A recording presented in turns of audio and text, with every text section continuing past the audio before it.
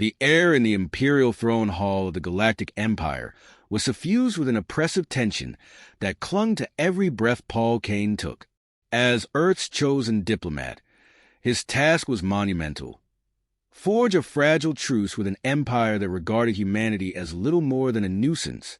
He stood before a grand throne carved from obsidian-like stone, the alien king seated atop, irradiating an aura of contemptuous authority.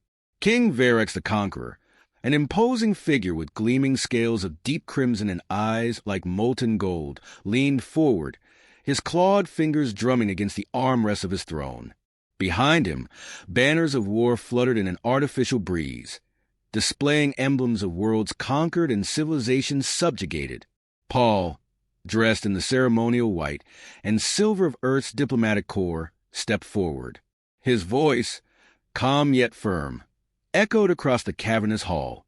"Your Majesty, I come not as an adversary, but as a representative of Earth, seeking mutual peace and prosperity between our peoples." Verex's lips curled into a sneer, exposing jagged teeth. "Peace?" His voice rumbled like distant thunder, drawing murmurs from the assembled alien delegates. "Your species crawls from the dirt of a backwater planet and dares speak of peace?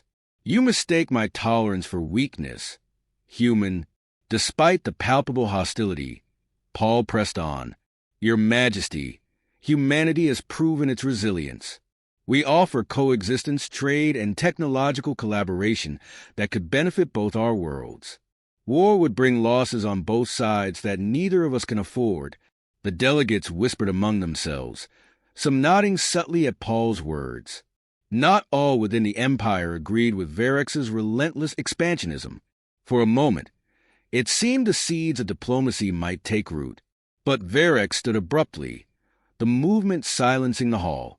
Towering above all present, he cast a shadow over Paul that seemed to swallow the light. His voice was cold and unyielding. "Do you think I require the scraps of your primitive race to maintain my dominion? You insult my empire with your arrogance." Paul remained composed, though his pulse quickened. "Your Majesty, my words are not of arrogance, but of survival, for both of us. Humanity does not seek war, but if provoked, we will defend ourselves." The hall fell into a stunned silence. Verex's eyes narrowed, his expression unreadable for a moment. Then he laughed, a chilling, guttural sound that reverberated through the chamber. "Defend yourselves," he mocked, descending the steps of his throne with deliberate menace. "You presume to stand before the might of the Galactic Empire? You, a mere insect, dare to threaten me?" The temperature in the hall seemed to drop as Verex raised his clawed hand, signaling his guards. Paul's heart sank as the alien soldiers stepped forward, their movements precise and unyielding. "You come here to preach peace, yet your words reek of defiance," Verex declared, his voice echoing like a death knell. "Let this serve as a reminder to your species of what it means to defy an empire." "Your Majesty," Paul began, his voice unwavering despite the imminent danger. "This path leads to ruin for both our peoples." Verex silenced him with a dismissive wave. "Enough. Guards, execute him." The hall erupted into shocked murmurs, even among the alien delegates. Some, visibly distressed, exchanged glances, their expressions betraying their unease. Yet no one dared to challenge the king. The guards advanced, their energy blades humming with lethal intent. Paul met Verex's gaze, his eyes unyielding even as his fate became clear. "Humanity will remember this, Your Majesty, and we will respond." A moment later, the diplomat fell, his lifeless body a stark reminder of Verex's merciless reign. Blood pooled on the polished floor, the crimson stark against the black stone. The hall descended into an uneasy silence, broken only by Verex's voice. "Let this be a lesson to all who would challenge my will. Humanity's time is over." The delegates dispersed in hushed groups, many avoiding the king's gaze. Yet, amidst the fear and submission, seeds of rebellion stirred. Far away on Earth, the spark of vengeance had already been lit. The news of Paul Kane's brutal execution swept across Earth like wildfire, igniting anger and grief in equal measure. Cities stood still as screens displayed the final moments of Earth's diplomat, his defiant gaze lingering even in death. In that instant, humanity's fragile hope for peace was replaced by a singular, unyielding resolve: vengeance. President Elijah Grant, his face ashen but his voice steady, addressed the world from the United Earth Command headquarters. Today, we mourn the loss of a brave soul who stood for peace. Tomorrow, we will rise as one, to remind the galaxy that humanity will not be broken. The rallying cry united nations, dissolving borders and rivalries. Earth's leaders unanimously approved a declaration of war, tasking General Alan Briggs to lead the retaliation. A seasoned strategist with a reputation for unconventional brilliance, Briggs was the embodiment of Earth's fighting spirit. Briggs stood before the gathered military leaders in the war room, a massive holographic display projecting the Galactic Empire's strongholds.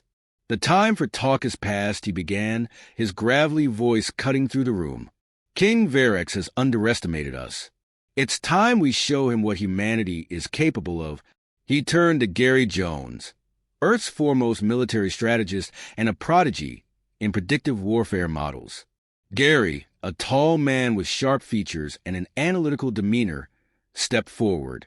Gentlemen, Project Iron Fist was designed for this very scenario, he said, his voice calm but firm. It's time to activate it. Project Iron Fist had been Earth's most closely guarded secret, a global initiative pooling the planet's brightest minds and cutting-edge technologies. The result was an unstoppable army unlike anything the galaxy had seen. In the subterranean facilities of the Arctic Command Base, soldiers prepared for deployment. They donned adaptive exosuits, each tailored to enhance their physical capabilities tenfold. Neural interfaces integrated directly into their helmets, allowing seamless communication and unparalleled battlefield awareness. Rows of AI-driven tanks lined the hangars, their sleek designs bristling with weaponry capable of adapting to any enemy strategy.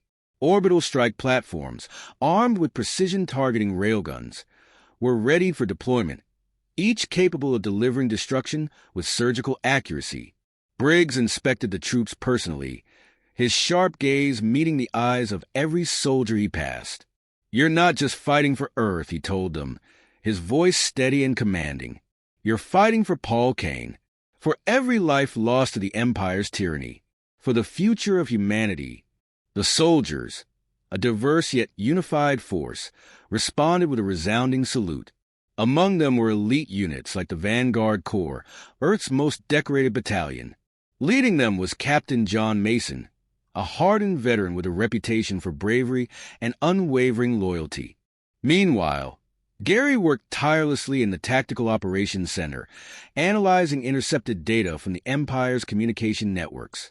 Their fleet strength is concentrated around their capital system, he informed Briggs. If we hit them there, we can dismantle their command structure in one decisive strike. Good, Briggs replied. But we'll need to make an entrance they'll never forget. As Earth's fleets began their final preparations, President Grant delivered a second address, this time to the galaxy. Standing before a backdrop of Earth's flags, his voice carried a mix of sorrow and steel. To the Galactic Empire and its allies, you've seen us as weak, divided, insignificant. That ends now. The execution of Paul Kane was not just an attack on Earth, but on the principles of dignity and peace. We will respond, and when we do, the galaxy will understand what it means to face humanity united.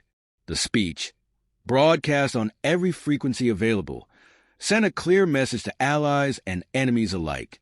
On alien worlds, factions that once dismissed humanity began to reconsider their stance. Quiet whispers of admiration for Earth's defiance began to spread. The day of departure arrived with an eerie calm. Massive carriers, bristling with Earth's advanced weaponry, lifted off from spaceports worldwide.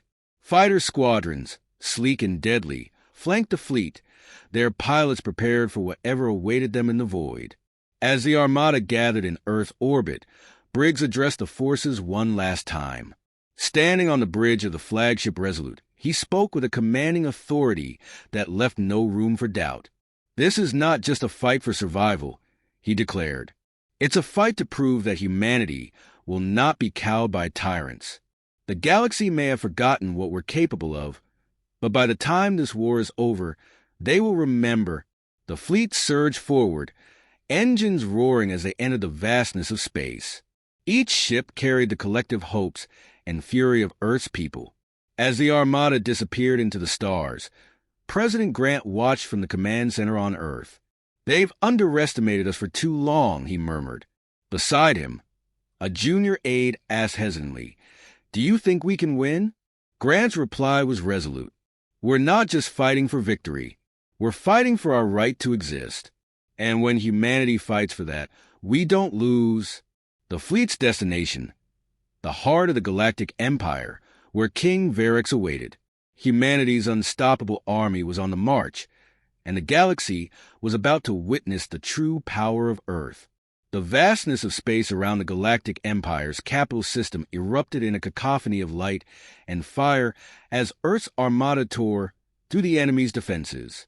The flagship Resolute, with General Alan Briggs at its helm, led the charge, its forward batteries unleashing relentless salvos against the Empire's warships. "Maintain formation," Briggs ordered, his voice calm but commanding amidst the chaos. "We punch through their front line, then scatter their fleets." On the holographic display before him, Gary outlined the enemy's positions. "The Empire is using their standard wedge formation," he noted, his tone clinical. "Their reliance on sheer numbers leaves their flanks vulnerable. If we deploy the Vanguard Corps for a pinpoint strike here," he tapped a cluster of enemy ships, "we can cripple their momentum." Briggs nodded. "Do it, and make it quick." The battlefield was a maelstrom of destruction. Earth's ships, sleek and bristling with advanced weaponry, danced around the Empire's bulkier, less maneuverable vessels. The soundless vacuum of space belied the ferocity of the conflict, as explosions lit the void and debris scattered like meteor showers.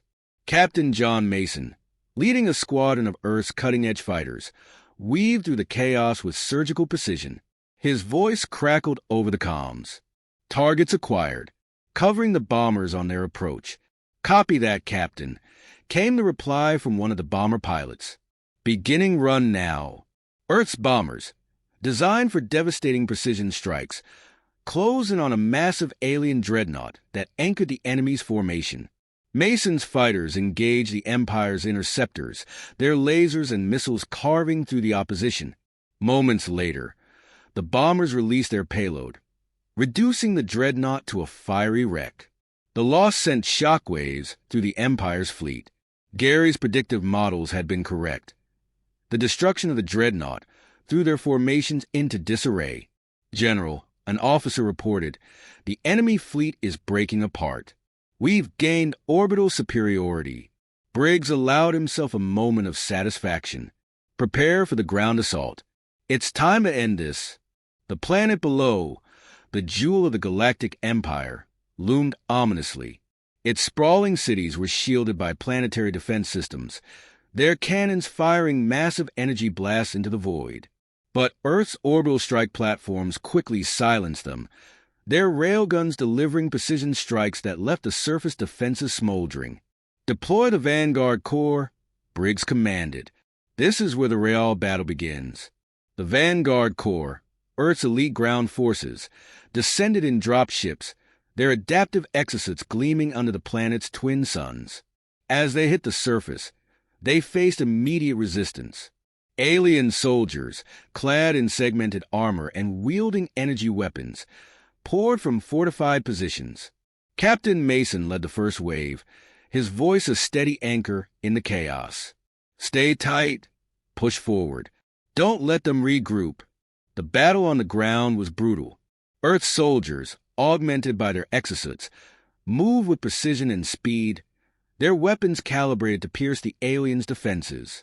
The alien forces fought ferociously, but the combination of Earth's technology and tactical prowess was overwhelming. Gary directed the assault from an orbital command center, his calculations predicting enemy reinforcements. They're rallying near the central citadel, he informed Briggs. If we take that, their command structure collapses.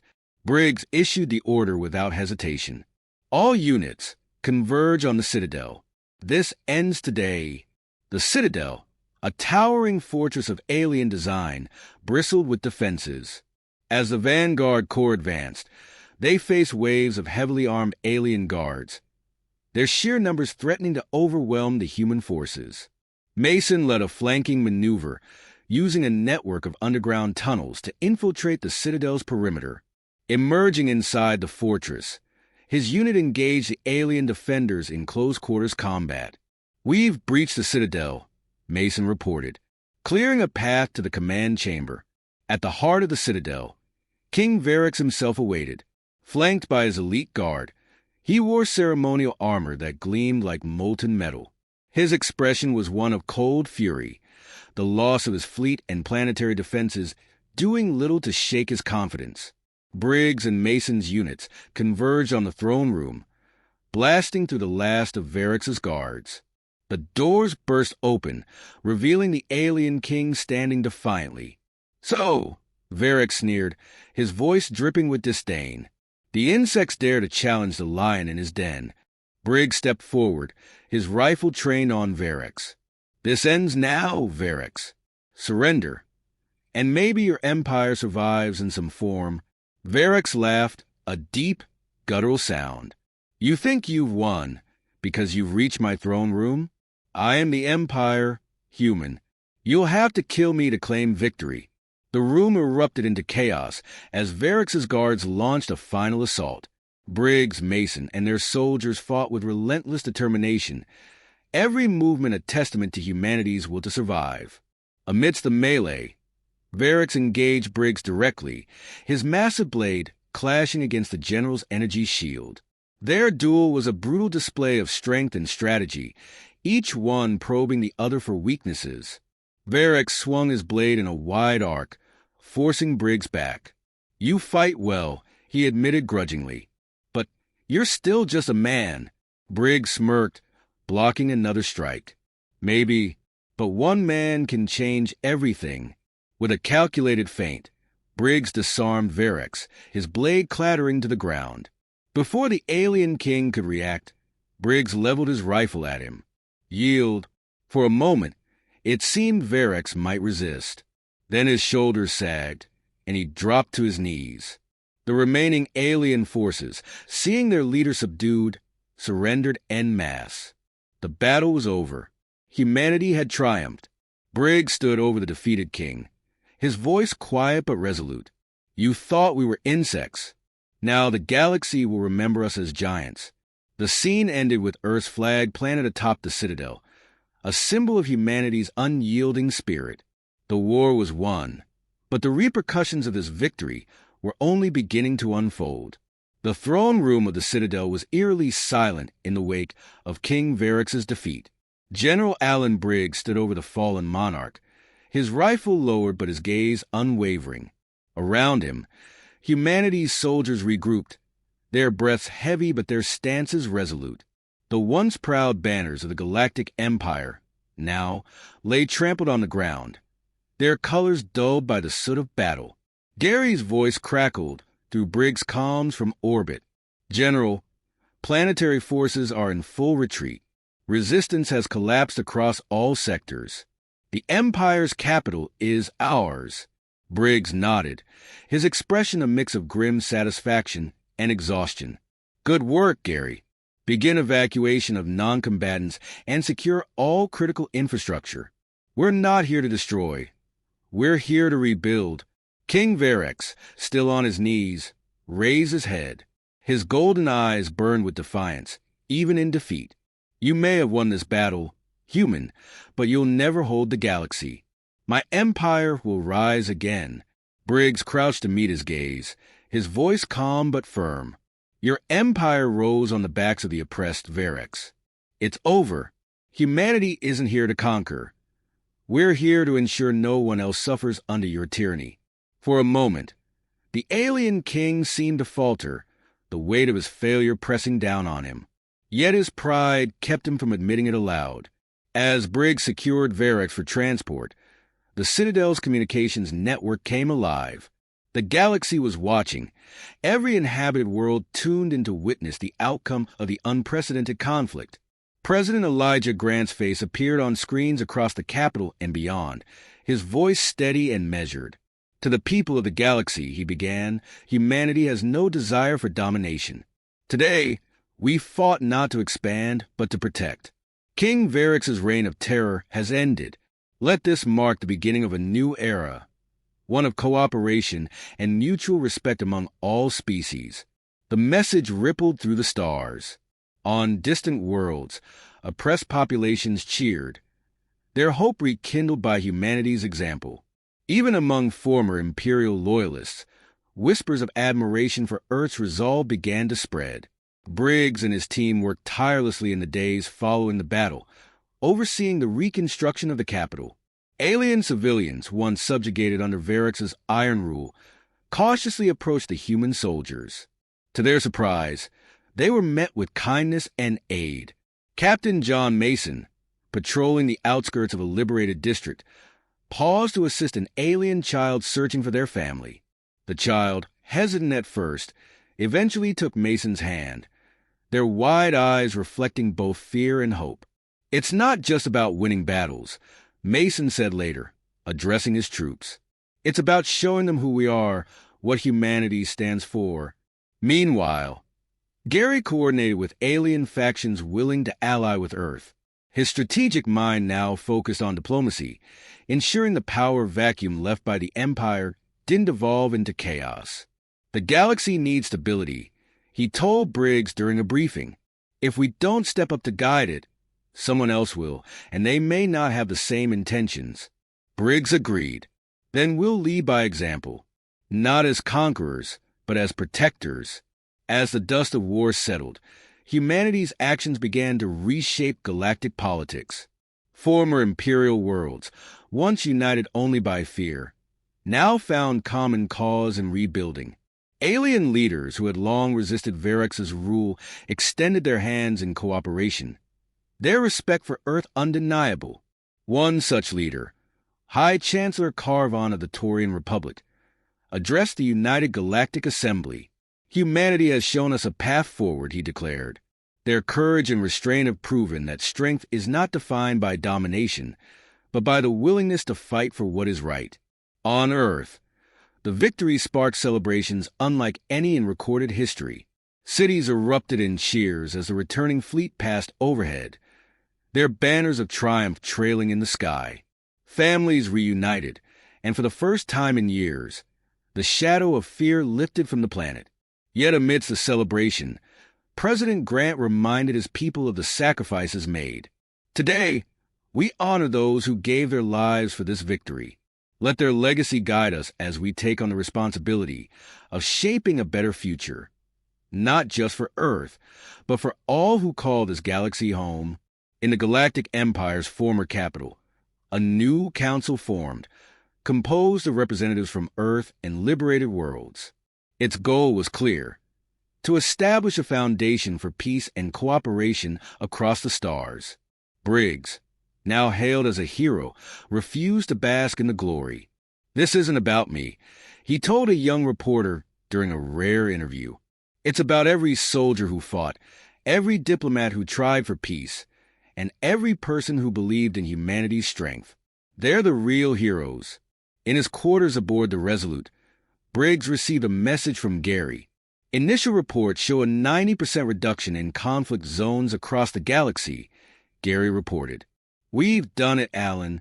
Briggs leaned back, allowing himself a rare moment of reflection. "For now, Zamir. But the fight for peace never truly ends." The camera lingered on the Earth flag planted atop the Citadel, now a symbol not just of humanity's victory, but of its determination to protect and inspire.